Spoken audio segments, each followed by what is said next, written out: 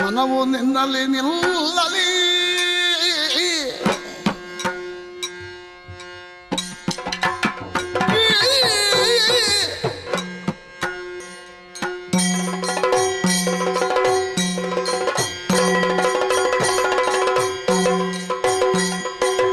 ಮನವು ನಿನ್ನಲ್ಲಿ ನಿಲ್ಲಲಿ.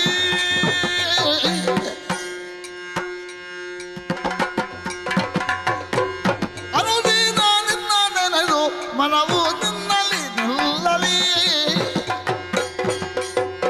ದುಃಖ ಸುಖ ಲೆಕ್ಕಿಸದೆ ಸೌಖ್ಯ ಫಲ ಮುಂದರಿಸೆ ಧೈರ್ಯಕ್ಕೆ ಮನವು ನಿನ್ನಲ್ಲಿ ನಿಲ್ಲಲಿ.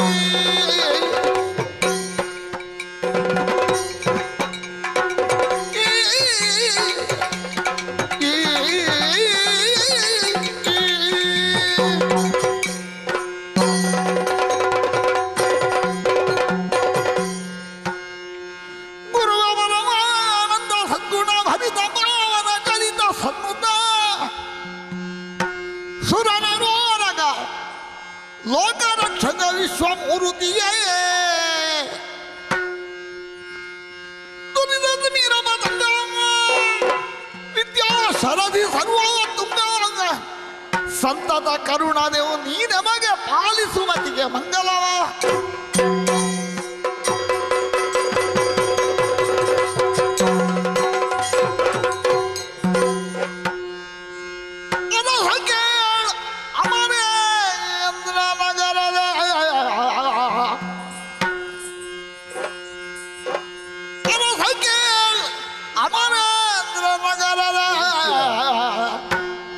ಶಿರಿಗೆ ನೂರ್ಮಡಿ ಎನಿಸಿದ ವಿಸ್ತರಿಸಿ ಮೊಗಳನಂತದ ಸದಳ ನೋಡು ಸ್ವಾಮಿ, ಏನನು ಇರುವೆನು ನೆರೆದುದವರೀಶ್ವರರು ದ್ವಿಜ ಸೈನಿಕವರರು ಎಲ್ಲರೂ ಬಂದು ಸೇರಿದ್ದಾರಲ್ಲ. ವಿತತಿ ಕಂಡಾಂಗ ಧರಣಪತಿ ಆಲೋಚಿಸಿದ ಹರಿಯೊಡನೆ ಇತ್ತೆಂದ.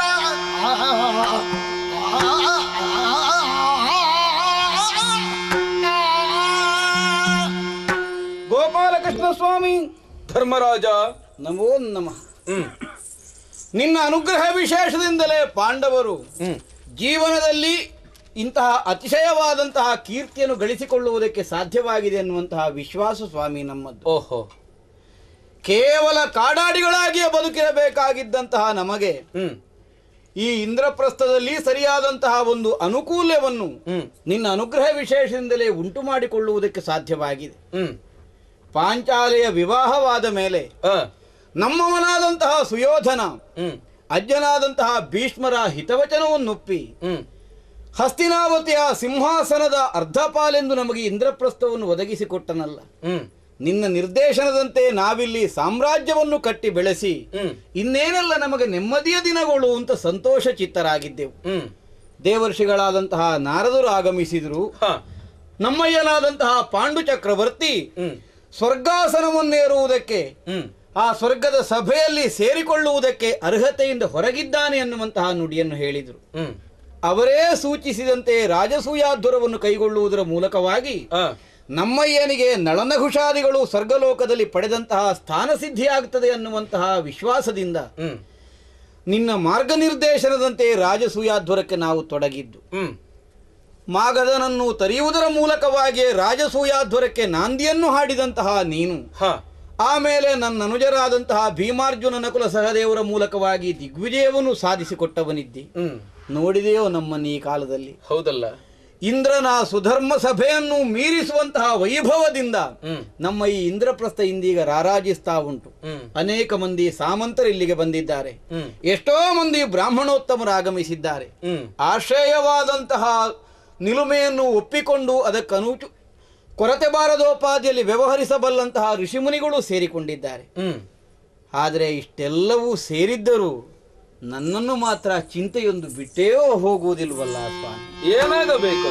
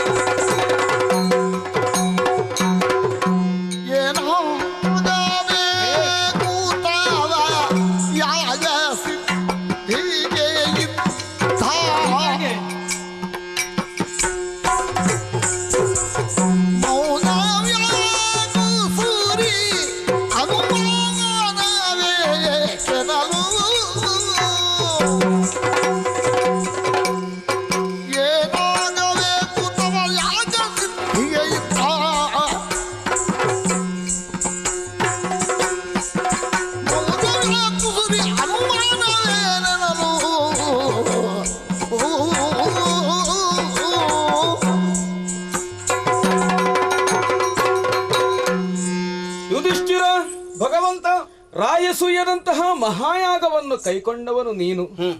ನಿನ್ನ ಅಪೇಕ್ಷೆಯಂತೆ ಇಲ್ಲಿ ವ್ಯವಸ್ಥೆ ಸಿದ್ಧಗೊಂಡಿದೆ. ಇಂತಹ ಸಂದರ್ಭದಲ್ಲಿ ಸಂತೋಷವನ್ನು ಅನುಭವಿಸಬೇಕಾದಂತಹ ನೀನು ಮ್ಲಾನಮುಖನಾಗಿರುವೆ. ಮಹಾಪುರುಷರೆಲ್ಲ ಯಾವಾಗಲೂ ಅವರ ಹೆಸರಿಗೆ ಸರಿಯಾಗಿಯೇ ಇರುತ್ತಾರೆ. ಸಮುದ್ರ ರತ್ನಾಕರ, ಚಂದ್ರ ಸುಧಾಕರ, ಯುಧಿಷ್ಠಿರ ಎಂಬ ಶಬ್ದ ಸ್ಥಿತಪ್ರಜ್ಞತೆಗೆ ಮತ್ತೊಂದು ಆಗಿದೆ. ಯುಧಿಷ್ಠಿರನಾದಂತಹ ನೀನು ಸ್ಥಿತಪ್ರಜ್ಞನಾಗಿ ಇರಬೇಕೇ ಹೊರತು ಈ ರೀತಿ ಖಿನ್ನ ಮಾನಸನಾದರೆ ಈ ಯಾಗವನ್ನು ಮುಂದೆ ಕೊಂಡು ಹೋಗುವವರು ಯಾರಿದ್ದಾರೆ ಹೇಳು?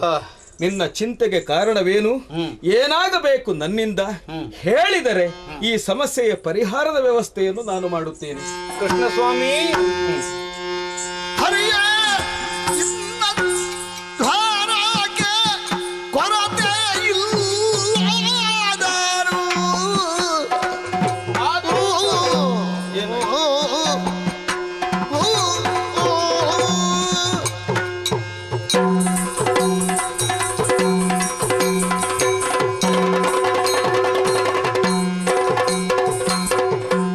ಹರಿಯ ಇನ್ನ ದ್ವಾರಕ್ಕೆ ಕೊರತೆ ಇಲ್ಲದಾರು. ಅವಧರಿಸೆನ್ನ ಮಾತನೇನೆ ಮುರವೈರಿ ನಗುತ್ತಾ ಹರಿಗೆ ಹೊರಗೆ ಕೊರತೆ ಇಲ್ಲಾದರೂ ಅವಧರಿಸನ್ನ ಮಾತ ಎನೆ ಮುರವೈರಿ ನಗುತ್ತಾ.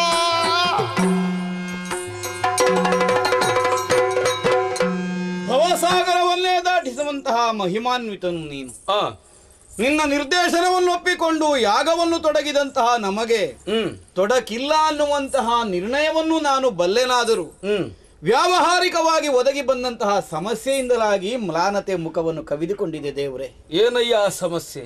ರಾಜಸೂಯಾದ್ವರದ ವಿಧಿಯಂತೆ ಸಹಸ್ರಾರು ಮಂದಿಗಳ ಭೋಜನವನ್ನು ಇಲ್ಲಿ ಸಿದ್ಧಪಡಿಸಿ ಆ ಮೂಲಕವಾಗಿ ಅವರನ್ನು ಸಮಾಧಾನ ಪಡಿಸಬೇಕಾದದ್ದು ಸರಿ ತಾನೆ? ಓಹ್, ಹೌದಲ್ಲ. ಭಗವಂತನ ಅನುಗ್ರಹ ವಿಶೇಷವನ್ನು ಸಂಪಾದಿಸುವುದಕ್ಕಾಗಿ ನಾವು ಕೈಗೊಳ್ಳುವಂತಹ ಈ ಕಾಯಕದಲ್ಲಿ ಲಕ್ಷೋಪಲಕ್ಷ ಮಂದಿಗಳು ಉಣ್ಣು ಹೋಗುವಂತಹ ಕಾಲಕ್ಕೆ ಈ ರಾಜಸೂಯದ ಯಾಗದ ಸಮಯದಲ್ಲಿ ಇಲ್ಲಿಯ ನೈರ್ಮಲ್ಯವನ್ನು ಹೇಗೆ ನಾನು ಕಾಪಾಡಿಕೊಳ್ಳಬೇಕು ಅನ್ನುವುದೇ ನನಗರ್ಥವಾಗದೆ ಹೋಗಿದೆ.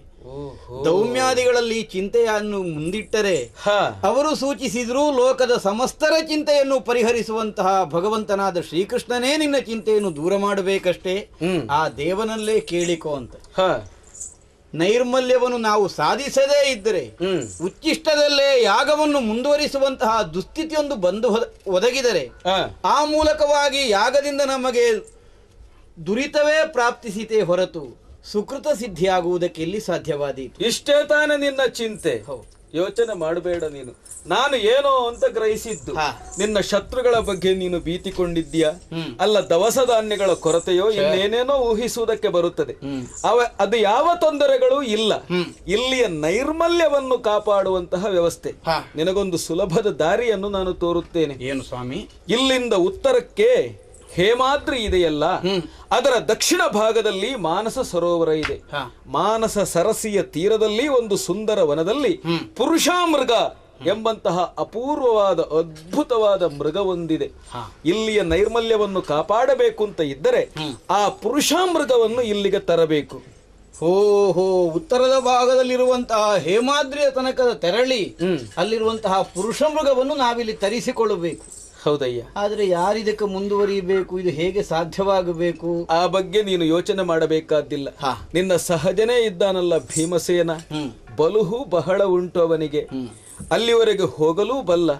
ಆ ಪುರುಷ ಮೃಗವನ್ನು ಬಂಧಿಸಿ ಇಲ್ಲಿಗೆ ತರಬಲ್ಲಂತಹ ಸಾಮರ್ಥ್ಯ ಇರುವುದು ಆ ನಿನ್ನ ಸಹಜ ಭೀಮಸೇನನಿಗೆ. ಆತನನ್ನೇ ಕರೆದು ಅಲ್ಲಿಗೆ ಕಳುಹಿಸು, ನಿನ್ನ ಸಮಸ್ಯೆ ಪರಿಹಾರ ಆಗುತ್ತೆ. ಒಳ್ಳೆಯದು ಸ್ವಾಮಿ. ಅಮ್ಮ,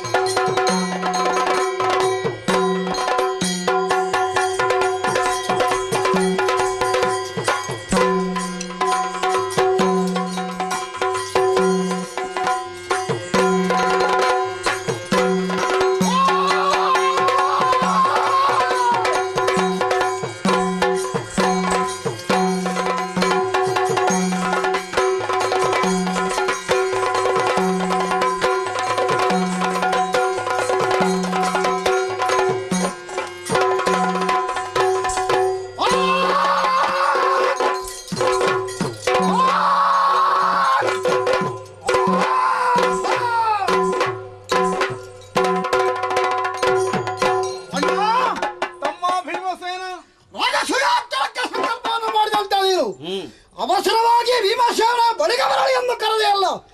ಸನ್ನಿಧಾನಕ್ಕೆ ಏನು ಸೇವೆಯಾಗಬೇಕಪ್ಪಣ ಕೊಡಿಸು. ಅಮ್ಮ ಅಣ್ಣ, ರಾಜಸೂಯಾವ ವ್ರತವನ್ನು ನನಗೆ ಒದಗಿಸಿಕೊಡುವುದರಲ್ಲಿ ನೀವೆಲ್ಲ ನಿಷ್ಠರಾಗಿಯೇ ಈ ತನಕ ದುಡಿದವರು. ಈಗ ಮತ್ತೊಂದು ನಮಗೆ ಆಪತ್ತು ಒದಗಿದೆ ತಮ್ಮ. ಏನಣ್ಣ? ಇಲ್ಲಿ ನೈರ್ಮಲ್ಯವನ್ನು ಕಾಯುವಂತಹ ಯೋಚನೆಯಲ್ಲಿಯೇ ನಾನು ಚಿಂತಿಸುತ್ತಿರುವಾಗ ಭಗವಂತನಾದಂತಹ ಶ್ರೀಕೃಷ್ಣ ಸ್ವಾಮಿ ಅದಕ್ಕೊಂದು ಉಪಾಯವನ್ನು ಸೂಚಿಸಿದ. ದೇವರು ಏನು ಹೇಳಿದ್ರು? ಉತ್ತರದ ಭಾಗೆಯಲ್ಲಿರುವಂತಹ ಹೇಮಾದ್ರಿಯ ದಕ್ಷಿಣ ಭಾಗದಲ್ಲಿ ಅಲ್ಲಿ ಮಾನಸ ಸರೋವರ ಅನ್ನುವಂತಹ ಸರೋವರ ಒಂದಿದೆಯಂತೆ. ಇದ್ರೆ ಅದರ ಸನಿಹದಲ್ಲಿ ವಾಸಿಸುತ್ತಿರುವಂತಹ ಪುರುಷಾಮೃಗ, ಅದು ಯಾಕೆ ಅಲ್ಲಿಗೆ? ಆ ಪುರುಷಾಮೃಗ ಎಲ್ಲಿದೆಯೋ ಅಲ್ಲಿ ಅಶುದ್ಧ ಅನ್ನುವುದೇ ಇಲ್ವಂತೆ. ಓಹೋ, ಆದ್ದರಿಂದಲೇ ಲಕ್ಷೋಪಲಕ್ಷ ಮಂದಿಗಳು ಉಂಡು ಮುಂದುವರಿಯಬೇಕಾದಂತಹ ಈ ಯಾಗಾವಸರದಲ್ಲಿ ಆ ಪುರುಷಾಮೃಗದ ಹೊರತಾಗಿ ಅನ್ಯರಿಂದ ನಮಗೆ ನೈರ್ಮಲ್ಯವನ್ನು ರಕ್ಷಿಸಿಕೊಳ್ಳುವುದಕ್ಕೆ ನೀನೇ ಹೋಗಿ ಕರೆತರುವುದಕ್ಕೆ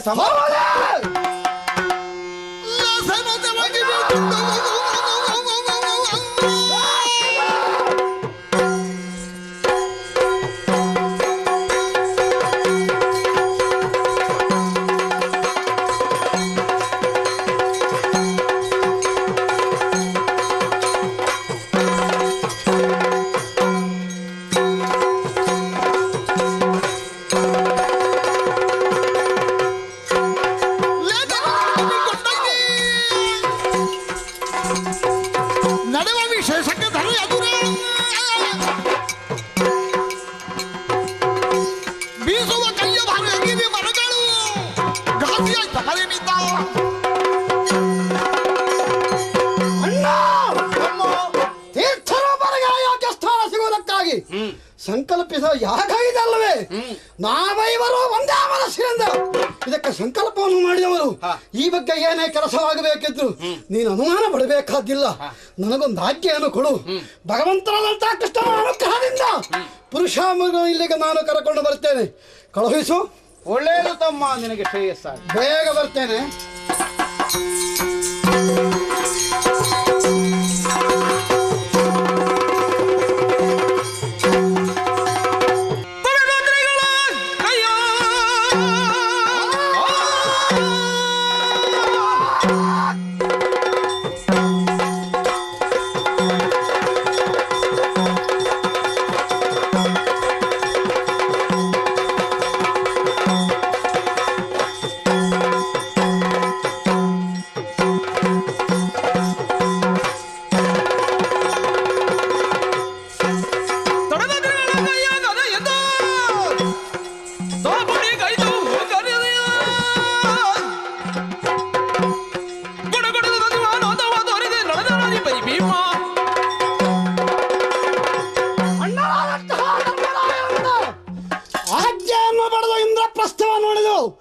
ಬಹಳಷ್ಟು ಮುಂದೆ ಎದುರಾದಂತಹ ಗಿಡಮರಗಳನ್ನು ಗದಾದಂಡದಿಂದ ಅಪ್ಪಳಿಸಿ ಪರ್ವತಗಳನ್ನು ಹತ್ತಿ ಇಳಿದು ಬಹಳಷ್ಟು ಮುಂದೆ ಬಂದಿದ್ದೇನೆ.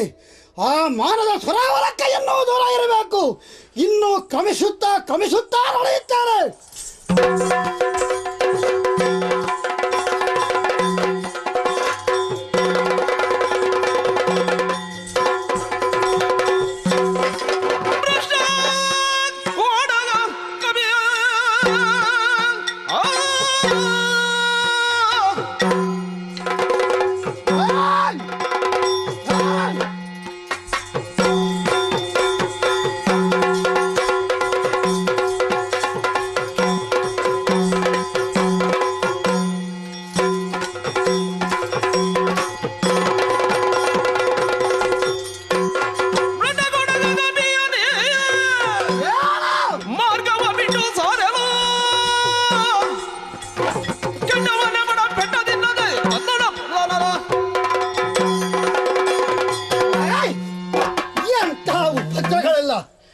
ಎಲ್ಲ ಮುದಿ ಕೋರಗವೇ ಮಾರ್ಗ ಮಧ್ಯದಲ್ಲಿ ಬಿದ್ದುಕೊಂಡು ಆ ಕಡೆ ಈ ಕಡೆ ಹೊರಳಾಡ್ತಾ ಇದ್ಯಲ್ಲ.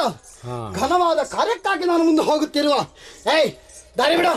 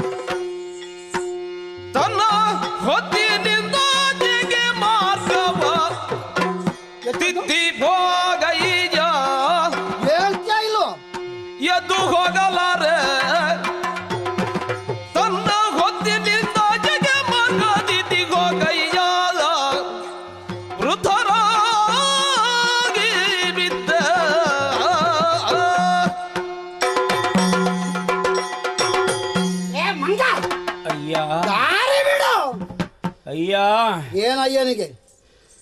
ನನ್ನನ್ನು ನೋಡಿದರೆ ನಿನಗೆ ಅರ್ಥವಾಗುವುದಿಲ್ವೇ? ನೀನೊಬ್ಬ ಮುದಿ ಮಂಗ ಅಂತೇಳಿ ಗೊತ್ತಾಗ್ತದೆ. ಹಾ, ಈ ದೇಹಕ್ಕೆ ವೃದ್ಧಾಪ್ಯ ಬಂದಿದೆ. ಮೇಲೆದ್ದು ನಿಲ್ಲುವುದಕ್ಕೆ ಕೈಕಾಲುಗಳು ಬಲವಾಗಿಲ್ಲ. ಈ ದಾರಿಯಲ್ಲಿ ಬಿದ್ದದ್ಯಾಕೆ? ಹೇಗೋ ಇಲ್ಲಿಗೆ ಬಂದು ಬಿದ್ದಿದ್ದೇನೆ. ರಭಸವಾಗಿ ಬರುತ್ತಿರುವ ನಿನ್ನನ್ನಾಗಲೇ ನಾನು ನೋಡಿದೆ. ನೋಡಿ ಬಿದ್ದದ್ದ? ಬೀಸುವ ಗಾಳಿ, ಮುರಿಯುತ್ತಿರುವ ಮರಗಳು, ಓಡುತ್ತಿರುವ ಪ್ರಾಣಿಗಳು ಎಲ್ಲ ನಿನ್ನ ಪ್ರಭಾವದಿಂದಿರಬೇಕು ಎಂದು ಊಹಿಸಬಲ್ಲೆ. ಹೌದು. ಆದರೆ ದಾರಿಯಿಂದೆದ್ದು ಅತ್ತಿತ್ತ ಹೋಗುವುದಕ್ಕೆ ಮುದುಕನಾದ ನನಗೆ ಸಾಧ್ಯವಾಗುವುದಿಲ್ಲವಯ್ಯ. ಏ ಮಂಗ, ನಿನ್ನನ್ನು ಬಹುಶಃ ನೀನು ಜಾತಿ ಬಿಟ್ಟವನಿರಬೇಕು. ಈ ಮಂಗಗಳನ್ನು ಪದ್ಧತಿ ಉಂಟು, ನಾವು ಹೇಳುವುದು ಕೇಳಿದ್ದೇವೆ. ಮರದಿಂದ ಮರಕ್ಕೆ ಹಾರುವಾಗ ಒಂದು ಸೊಪ್ಪಾದ್ರೂ ಕೈಗೆ ಸಿಗದೇ ಇದ್ದ ಆ ಮಂಗ ಕೆಳಗೆ ಬಿದ್ರೆ ಕೂಟದಿಂದ ಬಹಿಷ್ಕರಿಸ್ತವಂತೆ ಉಳಿದ ಮಂಗಗಳು. ನೀನು ಹಾಗೆ ಜಾತಿ ಕಟ್ಟಿ ಬಿದ್ದವನೇನಾ? ಮತ್ತೆ ಆದರೆ ನನ್ನ ಕೈಯಲ್ಲಿ ಒಂದು ಎಲೆಯ ಚೂರುಂಟು. ನೀನು ದೊಡ್ಡ ಮನಸ್ಸು ಮಾಡಿ ಏನು ಒಂದು ಉಪಕಾರ ಮಾಡು. ನೀನು ದಾರಿಯಿಂದ ಹೇಳ್ತೀಯ ಇಲ್ವಾ? ದಾರಿಗೆ ಅಡ್ಡವಾಗಿ ನನ್ನ ಬಾಲ ತಾನೇ ಇರುವುದು. ಅದ್ರ ಬಹಳ ಉಪದ್ರ ಆಗ್ತಾ ಇದೆ ಇಲ್ಲಿ. ನೀನು ಉಪದ್ರ ಕೊಡುವ ಬಾಲವನ್ನು ದಯಮಾಡಿ ಸ್ವಲ್ಪ ಈ ಕಡೆಗೆ ಸರಿಸು. ಸರಿಸಿದ್ರೆ ಆಮೇಲೆ ನಿನ್ನ ಇಷ್ಟದಂತೆ ಹೋಗುವುದಕ್ಕಾಗುತ್ತದೆ. ಏ ಪಾಪಿ, ಈಗ ನನ್ನ ಬಾಲ ನಾನು ಹೇಳಿದ ಹಾಗೆ ಕೇಳುವುದಿಲ್ಲ. ನಿನ್ನ ಬಾಲವ? ಹಾ, ಬಾಲ ನನ್ನದೇ. ನಿನ್ನದು ಏನಾಯ್ತು ಅದಕ್ಕೆ? ನಾನು ಹೇಳಿದ ಹಾಗೆ ಕೇಳುವುದಿಲ್ಲ. ಬಾಲವನ್ನು ಹೇಗೆ ಸಾಕಿದ್ದಿ? ಆದ ಕಾರಣ ನೀನು ಸ್ವಲ್ಪ ಕೈಯಿಂದ ಮುಟ್ಟಿದ್ರು ಆದೀತು. ಸಾಧ್ಯ ಆಗುವುದಿಲ್ಲ ಅಂತಾದರೆ ಆ ಕಡೆಗೆ ಸರಿಸಿದರೂ ಆದೀತು. ಹೊಲಸು ಮಂಗನೇ, ಕೈಗಳು ಕುಡಿವ ಈಗದೆ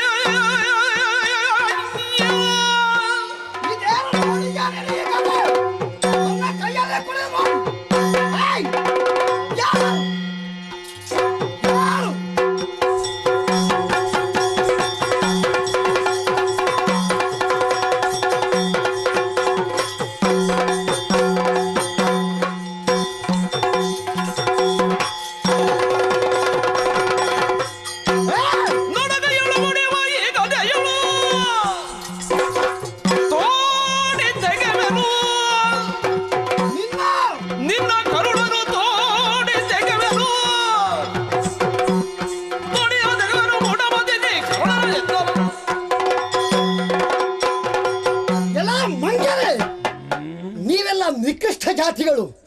ನಮ್ಮಂತಹ ಒಳ್ಳೆಯ ಮನುಷ್ಯರು ಈ ಜಾತಿಗಟ್ಟ ಮಂಡಗಳನ್ನೆಲ್ಲ ಮುಟ್ಟುವ ಹಾಗಿಲ್ಲ.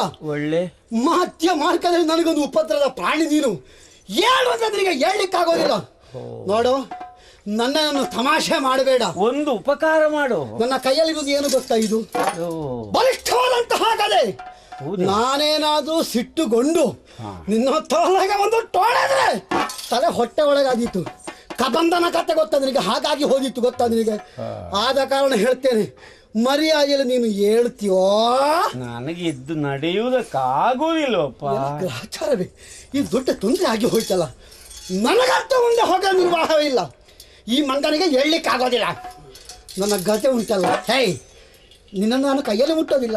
ಮರಗಳನ್ನು ಪುಡಿ ಮಾಡುವ ನಿನಗೆ, ಬಂಡೆಗಳನ್ನು ಅತ್ತಿತ್ತ ಓಸರಿಸಿ ದೂರಕ್ಕೆಸೆಯುವ ನಿನಗೆ, ನಿನ್ನ ಬಾಲ, ನನ್ನ ಬಾಲ ಒಂದು ದೊಡ್ಡ ಕೆಲಸವೋ? ಅದು ದೊಡ್ಡ ಕೆಲಸ ಅಂತ ಅಲ್ಲ. ದೊಡ್ಡ ಕೆಲಸ ಮಾಡುವ ನಾನು ಈ ಸಣ್ಣ ಕೆಲಸ ಮಾಡಾರೆ ಅಂತ. ಆದ್ರೆ ಇಲ್ಲಿ ಏನಾಗಿದೆ, ನನಗೆ ವಿಕ್ಕ ಬಂದಿದೆ, ನಿನಗೆ ಉಪದ್ರ ಆಗಿದೆ. ಆದ ಕಾರಣ ಈ ಹೊತ್ತಿನಲ್ಲಿ ಅನಿವಾರ್ಯ ನನಗೆ ಒಂದು ಕೆಲಸ ಮಾಡು. ಎಂತದು? ಬಾಲ ದಾಟಿ ಹೋಗು. ಅದು ದಾಟ್ಲಿಕ್ಕೆ ಆಗೋದಿಲ್ಲ. ನಾವು ಹಾಗೆ ನಾವು ಇದ್ದದನ್ನು ತೆಗೆದೇ ಹೋಗುವರು. ಇನ್ನೊಬ್ಬರಿಗೆ ಉಪದ್ರ ಆಗಬಾರ್ದಲ್ಲ. ಅದಕ್ಕಾಗಿ ಕೈಯಲ್ಲಿ ಮುಟ್ಟೋದಿಲ್ಲ. ನೋಡಿ ಈ ಗದೆ ಇದು ಅದಕ್ಕೆ ನಿನ್ನಂತ ಹೊಲಸುಗಳನ್ನು ತೆಗೀಲಿಕ್ಕೆ. ನನ್ನ ಗದ್ದೆಯಲ್ಲಿ ನಿನ್ನ ಬಾಲ ಸ್ವಲ್ಪ ಆ ಕಡೆ ದೂಡಿ ಮತ್ತೆ ನಾನು ಹೋಗ್ತೇನೆ. ನಿನಗೆ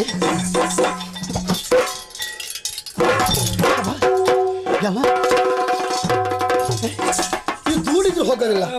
ನಿನಗೆ ಕಲಿಸ್ತೇನೆ. ನಿನಗೆ 4 ಪೆಟ್ಟಲ್ಲದೆ ಮತ್ತಿಲ್ಲ. ಪಾಪಿ ಮಗನೇ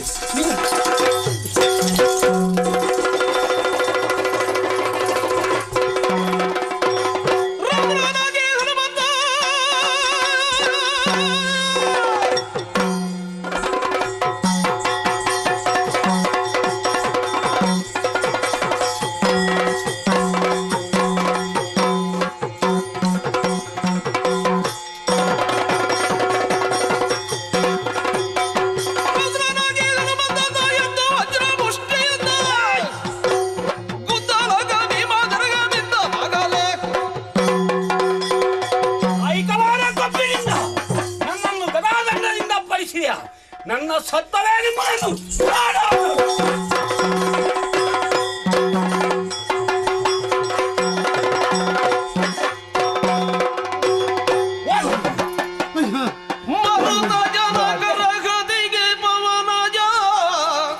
ಹೊಡಿಬೇಡ. ಶಿರವ ಬಾಗುತ ಅಕಟ ಹೊಡಿಬೇಡ ಕೃಷ್ಣ. ಎರದಿದ ತ್ವರಗಳಿದುದೇ ಹರಿವ್ರಜವು ಕೃಷ್ಣ ಕನಸಿದಾಯಿತೆ ಶಿವನೇ ಮಾರುತಾತ್ಮಜ ನೆನಿಪ ಪೆಸರು ಎನಗಿರುವುದು ಪೂಸಿಯಾಯಿತೆ ಕೃಷ್ಣ ಚಿಂತಿಸುವಾದನನು ತೆಗೆದಪ್ಪುತ್ತಲಿಯುವುದೆಂದ ಮರುತ ಜನಕರ ಗತಿಗೆ ಪವನಜ ಶಿರವ ಬಾಗುತ್ತ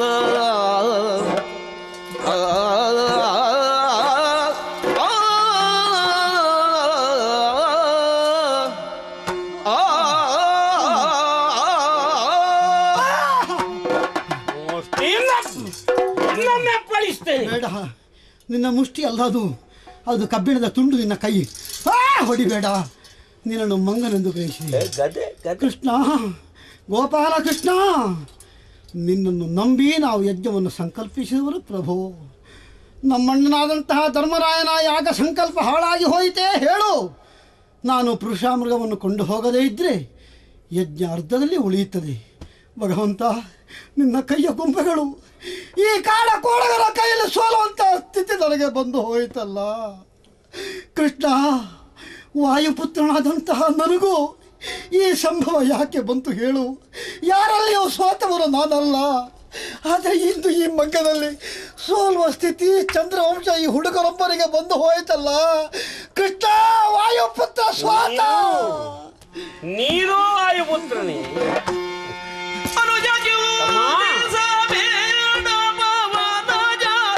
ಹನುಮತ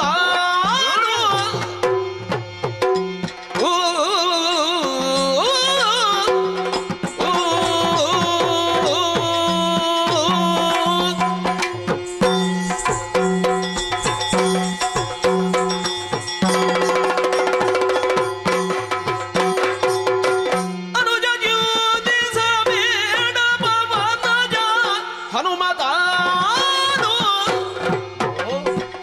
ನಿನ್ನೋಟ ಇನಿತು ಕಲಹಗಳೊದಗಿ ಅರಿಯದೆ ಮನದೂಳ ಕಟ ನೀರೇನು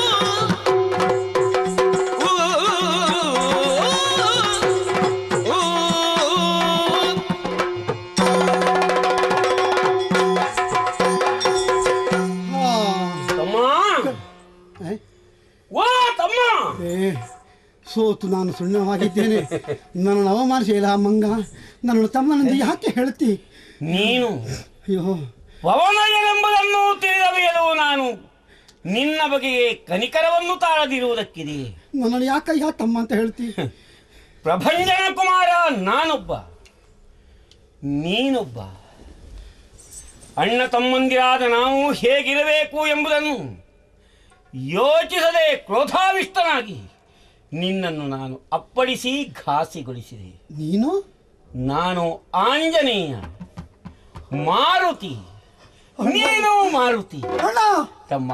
ಅಣ್ಣ, ಅಣ್ಣ. ಆದರೆ ನೀವು ಇಂದ್ರಪ್ರಸ್ಥದಲ್ಲಿ ಚೆನ್ನಾಗಿರಬೇಕು ಎಂಬ ಸಂಕಲ್ಪದಿಂದಲಲ್ವೇ ಹೌದು. ಹಿರಿಯರಾದಂತಹ ನಿಮ್ಮಜ್ಜ ಅದನ್ನು ವಿಭಜಿಸಿ ಕೊಟ್ಟದು. ಹೌದು. ಈ ರೀತಿ ವೇಗವಾಗಿ ಹೋಗುತ್ತಿರುವುದೇಕೆ? ಎಲ್ಲಿಗೆ? ನಿನ್ನ ಉದ್ದೇಶ ಏನು? ತಮ್ಮನನ್ನು ನೋಡೋಣ ಎಂದು ಆಸೆಯಿಂದ ನಾನು ದಾರಿಯಲ್ಲಿ ಬಿದ್ದುಕೊಂಡಿದ್ದೆ. ವಿನೋದವಾಗಿ 4 ಮಾತುಗಳನ್ನಾಡಿ ಎಳೆಯ ಪ್ರಾಯದ ಆಟಗಳನ್ನಾಡೋಣ ಎಂದೆನಿಸಿದ್ರೆ ಈ ರೀತಿ ನೀನು ಭೀತಿಯಿಂದ ನಡುಗುತ್ತಾ ಏನಪ್ಪಾ ಕಣ್ಣೀರಿಳಿಸುತ್ತಿರುವೆಯಲ್ಲ, ಯಾಕೆ? ಸಾಮಾನ್ಯ ಮಂಗನೆಂದು ಗ್ರಹಿಸಿ ಹಿಡಿದ ಗದೆ ನಿನಗೆ ಹೊಡೆಯುವುದಕ್ಕೆ ಬಂದೆ. ನನ್ನ ನಾಲಿಗೆ ನಿನ್ನ ತೆಗಳಿದೆ. ವಾಯುಪುತ್ರನೊಬ್ಬ ಆಂಜನೇಯ ನನ್ನಪ್ಪನಿಗೆ ಮಗನಾಗಿ ಹುಟ್ಟಿದವ. ನನಗೊಬ್ಬ ಅಣ್ಣನಿದ್ದಾನೆ ಎಂಬ ಕಥೆಯನ್ನು ರಾಮಾಯಣದ ಕಾಲದ ಕಥೆ ಕೇಳಿ ನಾನು ತಿಳಿದಿದ್ದೇನೆ. ಆದರೆ ನೋಡುವಂತಹ ಭಾಗ್ಯ ನನಗೆ ಸಿಕ್ಕಿದ್ದಿಲ್ಲ. ಈ ಸಂದರ್ಭದಲ್ಲಿ ದೊರಕಿತು. ಆದರೆ ಅಣ್ಣನಿಂದ ತಿಳಿಯುವುದಲ್ಲ, ಇಷ್ಟು ನಾನು ಹಿಂದೆ ಉಳಿದು ಹೋದೆ. ಅಣ್ಣ, ನನ್ನನ್ನು ಕ್ಷಮಿಸಲಾರೆಯ. ಕಳೆದುದನ್ನು ಮರೆತು ಬಿಡೋಣ. ದೊಡ್ಡ ಕಾರ್ಯಕ್ಕಾಗಿ ನೀನು ಅವಸರವಾಗಿ ಹೋಗುವುದು ಎಲ್ಲಿಗೆ? ಇಂದ್ರಪ್ರಸ್ಥದಲ್ಲಿ ನಾವೈವರು ಜೊತೆಯಾಗಿದ್ದವರು. ತೀರಿ ಹೋದಂತ ನಮ್ಮ ತೀರ್ಥರೂಪರಿಗೆ ಸ್ವರ್ಗದಲ್ಲಿ ಯೋಗ್ಯ ಸ್ಥಾನ ಸಿಗಲಿಲ್ಲವೆಂದು ತಿಳಿದಾಗ ದೌಮ್ಯರ ವೇದವ್ಯಾಸರ ಅನುಜ್ಞೆಯಂತೆ ಭಗವಂತ ಕೃಷ್ಣನ ಅನುಗ್ರಹದಂತೆ ರಾಜಸೂಯಾಜ್ಞರನ್ನು ಕೈಗೊಳ್ಳುವುದಕ್ಕೆ ನಾವು ಮುಂದಾದೆವರು.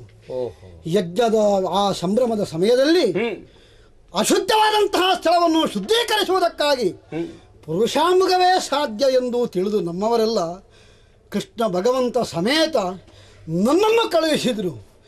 ಮಾನಸ ಸರೋವರದ ಬಳಿ ಆ ಮೃಗ ಇದೆ ಎಂಬುದು ನನಗೆ ತಿಳಿದು ಬಂದಿ. ಅದನ್ನು ತರುವುದಕ್ಕಾಗಿ ನಾನು ಹೊರಟವ. ನೀನೆಷ್ಟೇ ಬಲಿಯಾಢ್ಯನಾದರೂ ಆ ಪುರುಷಾಮೃಗವನ್ನು ಕರೆದು ತರಬಹುದು ಎಂದು ನಿಶ್ಚಯಿಸಿದ್ದರೆ ಹೌದು, ಅದು ಕೇವಲ ಭ್ರಮೆ. ಸಾಧ್ಯ ಇಲ್ಲವೇ? ಶಿವಭಕ್ತನಾದ ಅಮೋಘವೀರ್ಯನಾದ ಆ ಪುರುಷಾಮೃಗ ನರರನ್ನು ನೋಡಿದಾಕ್ಷಣವೇ ವಾಸನೆಯನ್ನು ತಿಳಿದು ನುಂಗುವುದಕ್ಕೆ ಬರ್ತದೆ. ನನಗೆಲ್ಲ ಯಾವ ಲೆಕ್ಕ ಅದು? ನೀನು ಬಿಡು. ಯಾರಿಂದಲೂ ಆ ಮೃಗವನ್ನು ತರುವುದು ಅಶಕ್ಯ. ಅಷ್ಟು ಕಷ್ಟವೇ? ಶಿವಭಕ್ತನಾದ ಆತನ ಅದ್ಭುತ ಯೋಗ್ಯತೆ ಅದು ವರ್ಣಿಸುವುದಕ್ಕಾಗುವಂತಹದ್ದಲ್ಲ. ತರುವುದು ಹೇಗೆ? ಆದರೆ ಮೃಗವನ್ನು ತಾರದೆ ನಿರ್ವಾಹವಿಲ್ಲ. ಈಗೇನು ಮಾಡಲಿ ಹೇಳು? ಸರಿಯಾದಂತಹ ಸೂಚನೆಯೊಂದನ್ನು ನೀಡ್ತೇನೆ.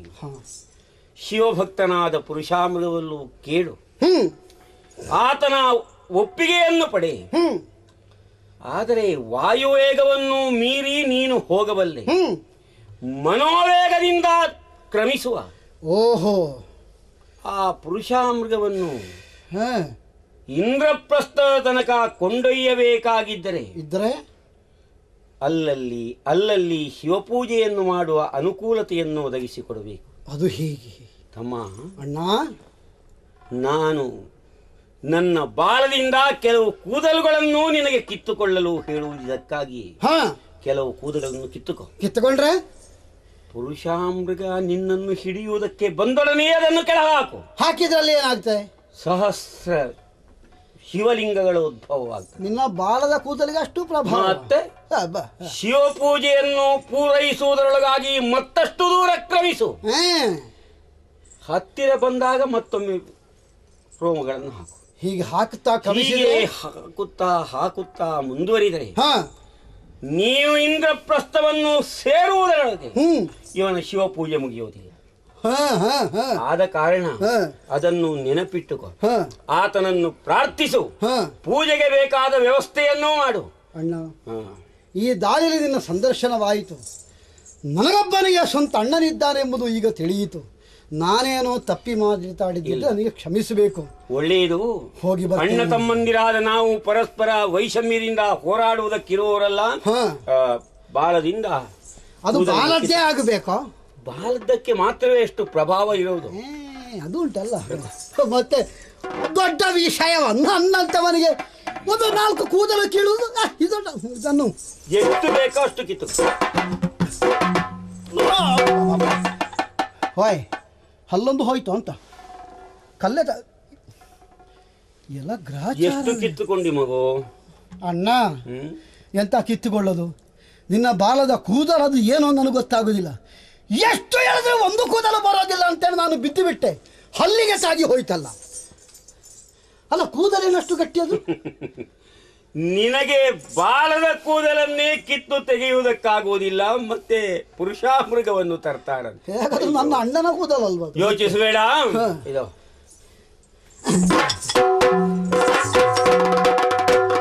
ಜೋಪಾನವಾಗಿಟ್ಟುಕೋ. ಈ ಮೂಲಕ ನಿಮ್ಮ ಕಾರ್ಯಗಳೆಲ್ಲ ಯಶಸ್ವಿಯಾಗಿ ಕೈಗೊಳ್ಳಲಿ. ನಿನ್ನ ತಂದೆಗೆ ಸ್ವರ್ಗದಲ್ಲಿ ಸ್ಥಾನವು ಲಭಿಸಲಿ. ನಿಮಗೆಲ್ಲ ಹರಿಕೃಪೆ ಸದಾ ಸರ್ವದಾ ಇರಲಿ. ಹೋಗಿ ಬರ್ತೇನೆ, ಹೋಗಿ ಬರ್ತೇನೆ. ಕತೆ ಹೇಳು.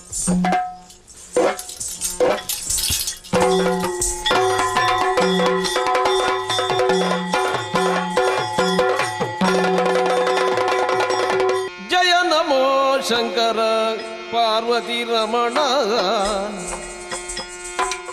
ಜಯತು ಜಯತು ಜಯ ಜಯತು ಗಿರಿಧರ ಜಯತು ಜಯತು ಜಯ ಜಯತು ವೃಂದಾವನ ಜಯ ನಮೋ ಸದಾ ಶಿವ ವರದಿ ಭಕ್ತವತ್ಸಲ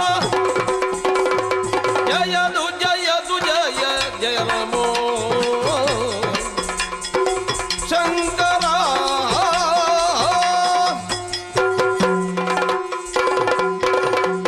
ಓಂ ನಮಃ ಶಿವಾಯ, ಓಂ ನಮಃ ಶಿವಾಯ, ಓಂ ನಮಃ ಶಿವಾಯ.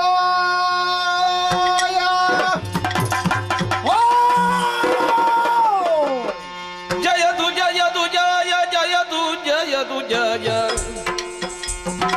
ಜಯತು ಜಯತು ಜಯ ಶಂಕರ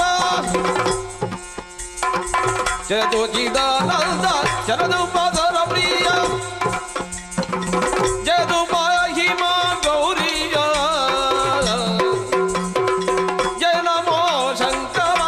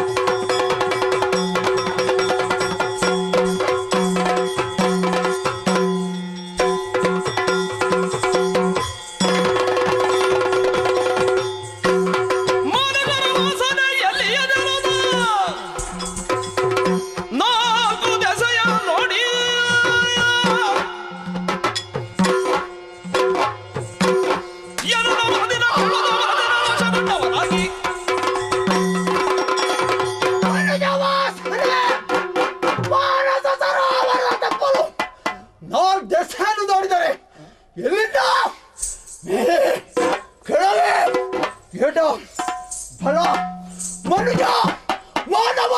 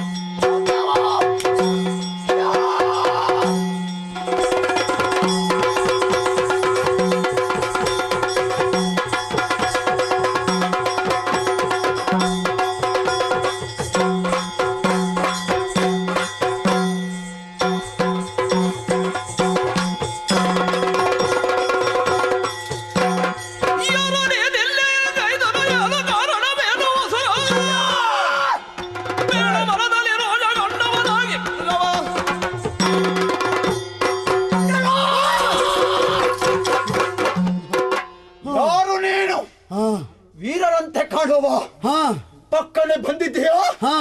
ಕಾಲಿಗೆ ಎರಗಿದ್ದೀಯಾ? ಹೌದು. ಯಾರು? ಅಯ್ಯ. ಹೆಸರೇನು? ಅಯ್ಯ. ಪೂರ್ವಾಪರಗಳು ಅಯ್ಯ. ಪುರುಷಾಮೃಗವೇ, ನಾನು ಯಾರು ಅಂತ ಹೇಳಬೇಕಾದ್ರೆ ನನಗೆ ಅಭಯ ನೀಡಬೇಕು. ನಾನು ಹೇಳ್ತೇನೆ ನಡೆಸಿಕೊಡ್ತೇನೆ ಅಂತ ಭಾಷೆ ಕೊಡಬೇಕು. ನಿನ್ನ ಇಷ್ಟಾರ್ಥ ಸಿದ್ಧಿರ್ಭವತು. ಕೈ ತಟ್ಟಿ ಕೊಡ್ತೇನೆ. ನಿನ್ನ ಮನಸ್ಸಿನ ಅಭೀಷ್ಟವನ್ನು ಈಡೇರಿಸುತ್ತೇನೆ, ಪೂರೈಸುತ್ತೇನೆ. ಹೌದಾ ತಾನೆ? ಹೇಳು ಪರಿಚಯ. ಪುರುಷಾಮೃಗವೇ ಏನು? ಸೋಮವಂಶದ ರಾಯರ ಪಾಂಡವರು ನಾವು ಯಾರು?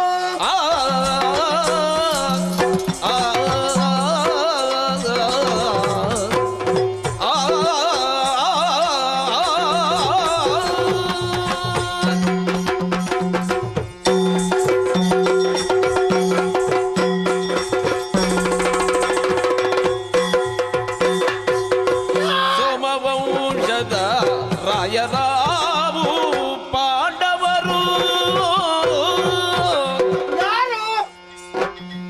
ಆ ಮಹೀಶನು ರಾಜಸೂಯವೆಂದೆನಿವ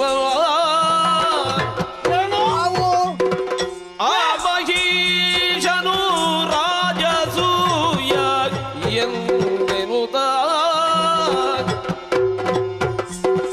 ನೆಮವನು ಕೈಗೊಂಡೆ ನದಗೆ ನಿಮ್ಮವನು ಅಲ್ಲಿಗೆ ಕೊಂಡೈದು ನೇಮವನ್ನು ಕೈಗೊಂಡ ನದಗೆ ನಿಮ್ಮವನು ಕೊಂಡೈದು ಆ ಮಹೀಶ ರಾಜ ಸೂರ್ಯ ಎಂಬ ವಂಶವನೋ ಸೋಮವಂಶದ ರಾಜ ನಾವು ಪಾಂಡವರು ಆ ಆ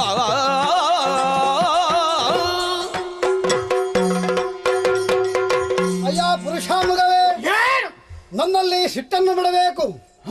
ನೀನು ಅಭಯ ಕೊಟ್ಟ ಬಳಿಕ ಧೈರ್ಯವಾಯಿತು. ಧೈರ್ಯವಾಗಿ ಹೇಳು. ಚಂದ್ರವಂಶದ ವಿಷಯ ನೀನು ಕೇಳಿದ್ದಿರಬಹುದು. ಅಲ್ಲಿ ಪ್ರಸ್ತುತ ಹಸ್ತಿನಾವತಿ ಹಾಗೂ ಇಂದ್ರಪ್ರಸ್ಥ 2 ಊರುಗಳಿದೆ. ಹೌದು. ಇಂದ್ರಪ್ರಸ್ಥದಲ್ಲಿರುವಂತಹ ಪಾಂಡವರೊಂದೇ ನಾವೇ. ಪಾಂಡವರಲ್ಲಿ ನೀನು? ನಮ್ಮ ತೀರ್ಥರೂಪರು ಹಸ್ತಿನಾವತಿಯಲ್ಲಿದ್ದಾಗ ತೀರಿಕೊಂಡಿದ್ರು. ಸರಿ. ಆ ಕಾಲಕ್ಕೆ ನಾವೆಲ್ಲ ತೀರ್ಥರೂಪರು ಸತ್ತ ಬಳಿಕ ಹಸ್ತಿನಾವತಿಗೆ ಒಂದು ನೆಲೆಯಾದ ಸಮಯದಲ್ಲಿ ಇಂದ್ರಪ್ರಸ್ಥವನ್ನು ವಿಭಜಿಸಿ ನಮ್ಮ ಅಜ್ಜ ಭೀಷ್ಮಾಚಾರ್ಯರು ನಮಗೆ ಕೊಟ್ಟರು. ಒಳ್ಳೆ. ಆದ್ರೆ ನಾರದರಿಂದ ತಿಳಿಯಿತು ಏನು? ನಮ್ಮ ಅಯ್ಯನಿಗೆ ಸ್ವರ್ಗದಲ್ಲಿ ಸ್ಥಾನ ಸಿಗಲಿಲ್ಲವೆಂದು. ಹೌದೇ?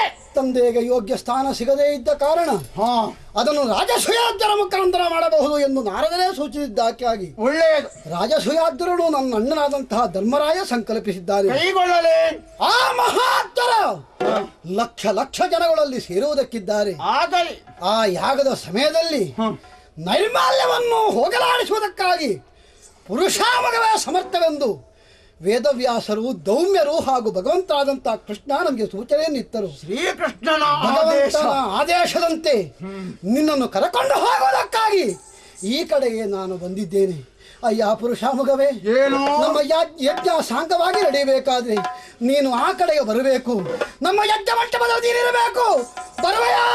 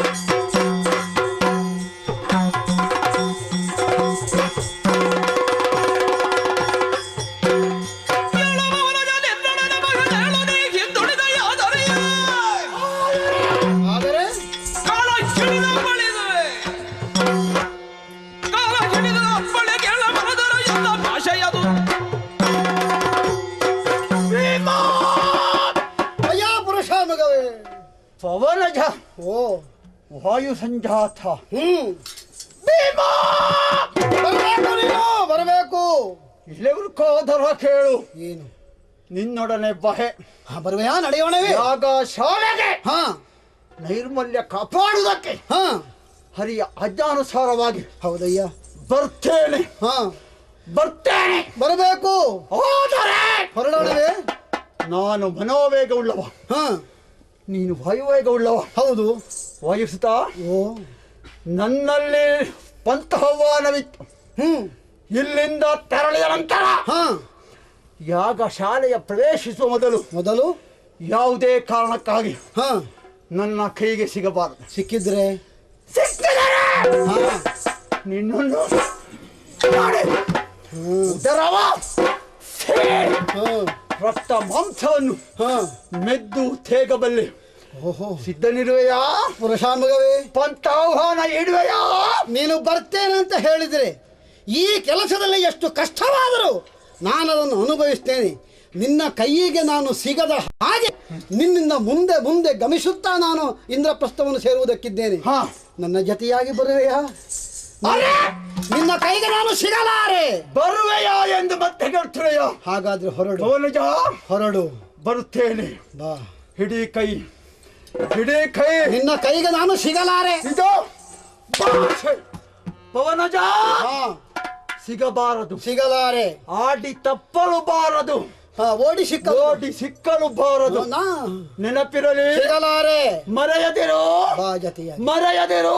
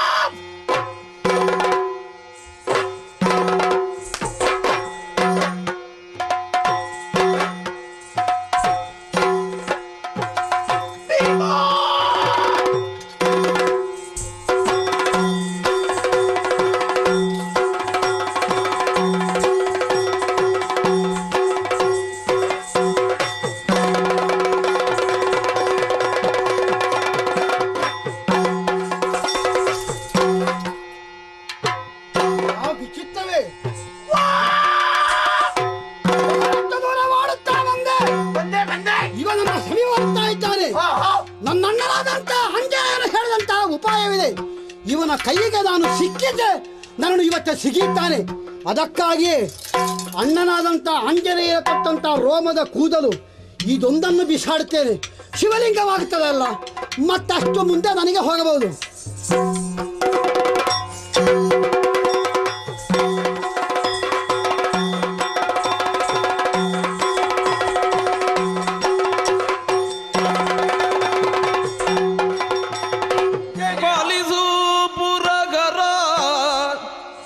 ಜಯ ಶ್ರೀ ಗೌರೀವರ ಪಾಲಿಸೋ ಪುರಗರ. ಜಯ ಶ್ರೀ ಗೌರೀವರ ಕಾಲಕಾಲದಗ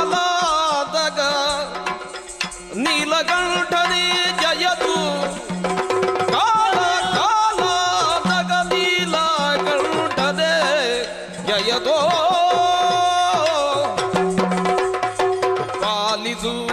ಪುರಗರ ಜಯ ಶ್ರೀ ಗೌರೀವರ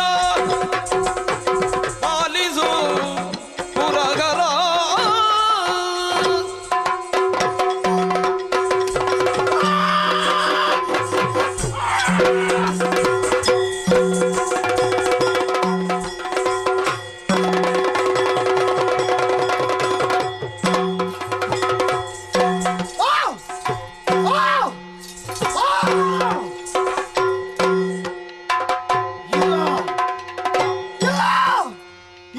ನಾನು ತಪ್ಪಿಸುವ ಹಾಗೇ ಇಲ್ಲ. ನನ್ನನ್ನು ಹಿಡಿಯುವುದಕ್ಕಾಗಿ ಮುಂದೆ ಮುಂದೆ ಬರ್ತಾ ಇದ್ದೇನೆ. ಕೈಯಲ್ಲಿದ್ದಂಥ ಆಂಜನೇಯನ ಬಾಲದ ಒಂದೊಂದೇ ಕೂದಲನ್ನು ಹಾಕುತ್ತಾ ಬಹಳಷ್ಟು ಮುಂದೆ ನಾನು ಬಂದಿದ್ದೇನೆ. ಆದರೂ ನಿನ್ನ ಇಂದ್ರಪ್ರಸ್ಥಕ್ಕೆ ಬಹಳಷ್ಟು ದೂರವಿದೆ. ಈಗ ಏನು ಮಾಡೋಣ? ಇನ್ನೂ ಕೆಲವು ಕೂದಲುಗಳು ನನ್ನ ಕೈಯಲ್ಲಿವೆ. ಒಂದು ಕೆಲಸ ಮಾಡಿದ್ದೇನು, ಒಂದೊಂದನ್ನೇ ಹಾಕಿ ಒಂದೊಂದೇ ಲಿಂಗ ಆಗೋದು ಯಾಕೆ? ಒಂದು 10 ರೊಮ್ಮೆ ಹಾಕಿಬಿಟ್ಟಿದೆ, ಇದನ್ನು ಪೂರ್ತಿ ಹಾಕೋದು. ಆವಾಗ ಒಂದಷ್ಟು ಲಿಂಗ ಆಗುತ್ತದಲ್ಲ. ಅದೆಲ್ಲವನ್ನೂ ಪೂಜಿಸಬೇಕಾದ್ರೆ ಹೊತ್ತು ಬಹಳಷ್ಟು ಬೇಕಿವನಿಗೆ. ಆಗ ನನಗೆ ಇಂದ್ರಪ್ರಸ್ಥವನ್ನು ಹೇಗೂ ಸೇರಬಹುದು. ಆದ ಕಾರಣ ಈ ಗಳಿಗೆಯಲ್ಲಿ ಆಂಜನೇಯನಿತ್ತಂತ ಉಳಿದವರು ಆತನ ಆ ಬಾಲದ ಕೂದಲುಗಳನ್ನು ಎಲ್ಲ ಒಮ್ಮೆಯೇ ಹಾಕಿಬಿಡ್ತಾರೆ.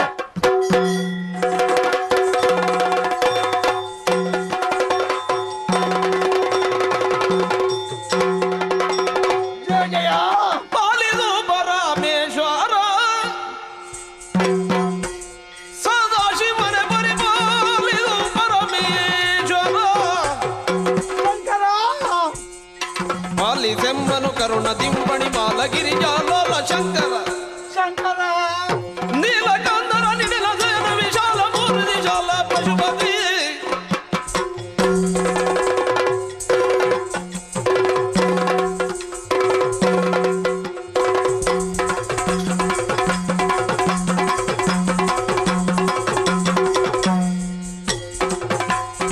ಪಾಲಿಸು ಪರಮೇಶ್ವರ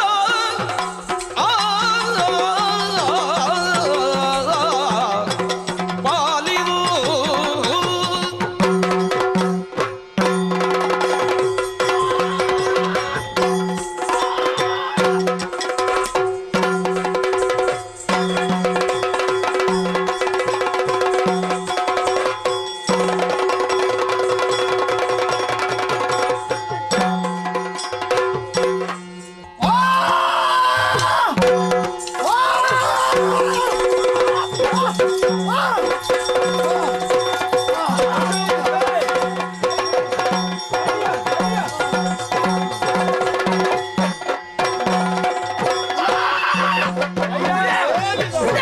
ಇವ ಕೊಲ್ಲುತ್ತಾನೆ. ಪುರುಷ ಮೃಗವೇ, ನನ್ನ ಮಾತು ಸ್ವಲ್ಪ ಕೇಳ್ತೀಯ?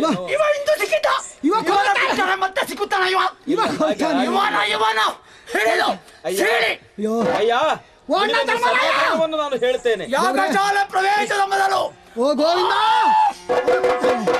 ಸರ್ವಗಾತ್ರದೋಳು ಪ್ರಧಾನವು ಶಿವ ನಮ್ಮ ಸರ್ವಗಾತ್ರದೋಳು ಪ್ರಧಾನವು ಶಿವ ಶಿರವು ಓ ದೇವರೇ ಸರ್ವದೇವಿಯಾಗಿ ಇವ ಕೊಲ್ತಾನೆ. ಮುಖ್ಯನೇತ್ರವು ಸರ್ವ ಔಷಧಿಯೊಳೆಲ್ಲ ಮಿಗಿಲೆಂದು ಇವನ ಇವನ ಬಿಡಿಸಿ ಸಮತವೆಂದು ಆ ಸಮಯದಿ ಕೃಷ್ಣ ಶ್ರೀಕೃಷ್ಣ ಪುರುಷ ಮೃಗವೇ, ಇವನು ಸಿಕ್ಕಿದ್ದಾನೆ. ಹಾಗೆ ಎಳಿಬೇಡ. ಎಳಿತಾನೆ. ಅಷ್ಟೇ ಎಳಿತಾನೆ. ಓ ಏನು? ಕೃಷ್ಣ ಸಿಗ್ತಾನೆ ಇವ. ಓ ಕೃಷ್ಣ. ಏನು ಪ್ರಯೋಜನ ಸಿಕ್ಕಿದ ಇಲ್ಲ. ಸಂದರ್ಭ. ಇವ ಅಲ್ಲ. ಆಡಿದ ಭಾಷೆಗೆ ತಪ್ಪಿದ ಇವ ಸ್ವಲ್ಪ ಯೋಚನೆ ಮಾಡು. ಓ ಕೃಷ್ಣ, ಈಗ ನೀನೂ ಎಳೆಯುವವನ? ನೀನು ಹೇಳಿ ಸ್ವಲ್ಪ ಸ್ವಲ್ಪ ಯೋಚನೆ ಮಾಡ. ಕುಡಿದಷ್ಟು ಎಳಿತೇನೆ. ಕುಡಿದಿರ್ತಿಲ್ಲ ನೀವು. ಯಾಕೆ ಗೊತ್ತಿಲ್ಲ? ಆದೇಶವಿತ್ತವರು. ಅಯ್ಯೋ ಈಗ ನಿನಗೆ ಕೊಟ್ಟ ಮಾತನ್ನು ಈತ ಮೀರಿದ್ದಾನೆ ಅಂತ ನಿನ್ನ ಅಭಿಪ್ರಾಯ. ಯಾಗಶಾಲೆಯ ಪ್ರವೇಶದ ಮೊದಲು ಸಿಕ್ಕಿದರೆ ಹಾಗೆ ಆಗಲಿಲ್ಲ. ಬಡಿದು ಸೀಳಿ ಇವನ ರಕ್ತದ ರುಚಿ ಹೇಗೆ ಗೊತ್ತುಂಟಾ?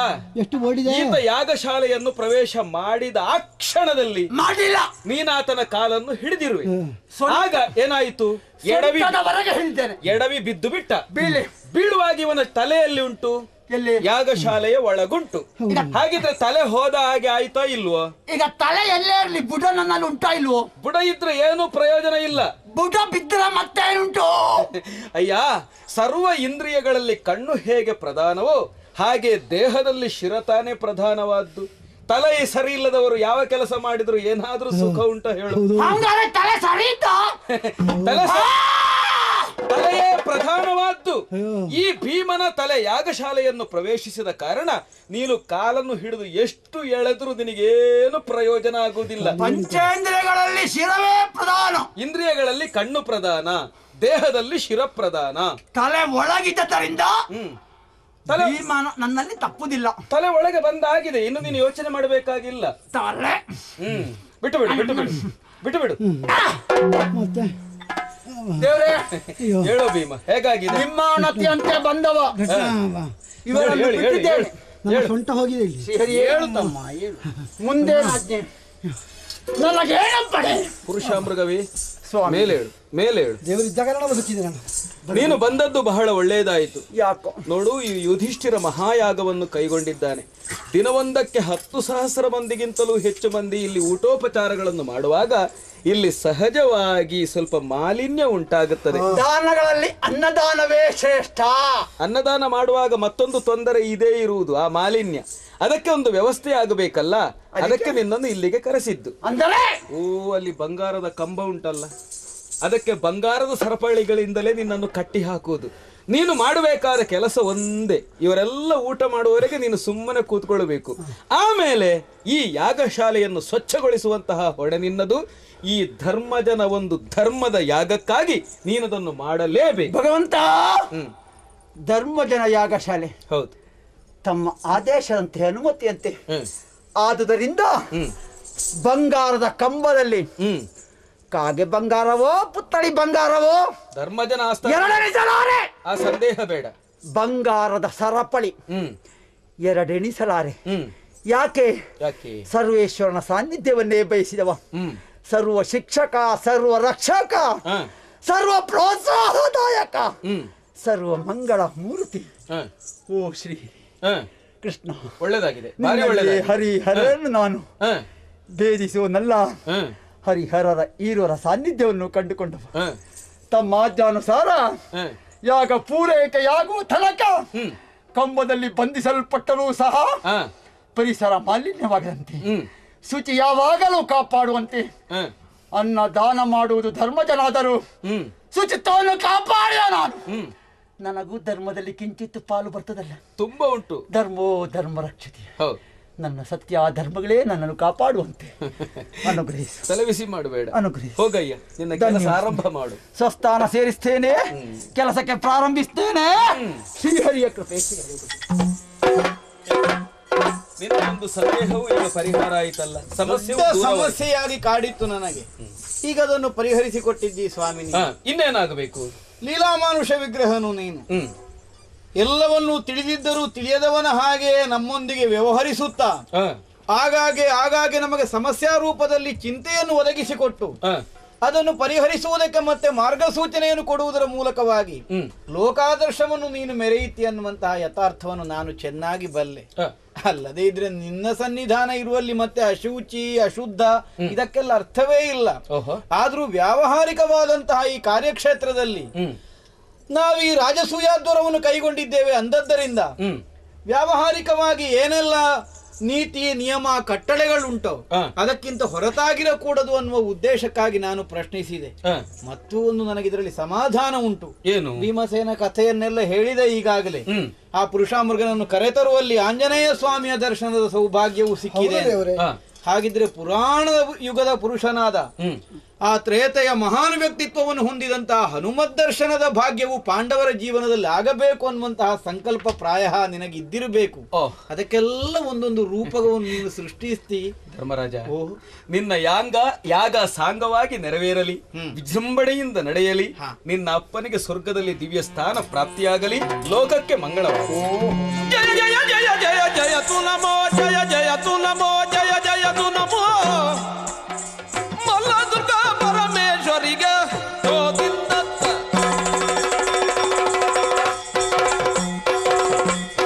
ಮಲ್ಲ ದುರ್ಗಾ ಪರಮೇಶ್ವರಿಗೆ ನಿತದಿ ಬರೆಯುವ ಮಗಮಯಗೆ ಸತ್ಯದ ನೆಲೆಯನ್ನು ತೋರುವುದಾಗಿ ಅನ್ನವೀವಾಮಿಕೆಗೆ ಮಂಗಲಂ ಜಯ ಮಂಗಲಂ ಶುಭ ಮಂಗಲಂ ನಿಜ ಮಂಗಲಂ ಮಂಗಲಂ.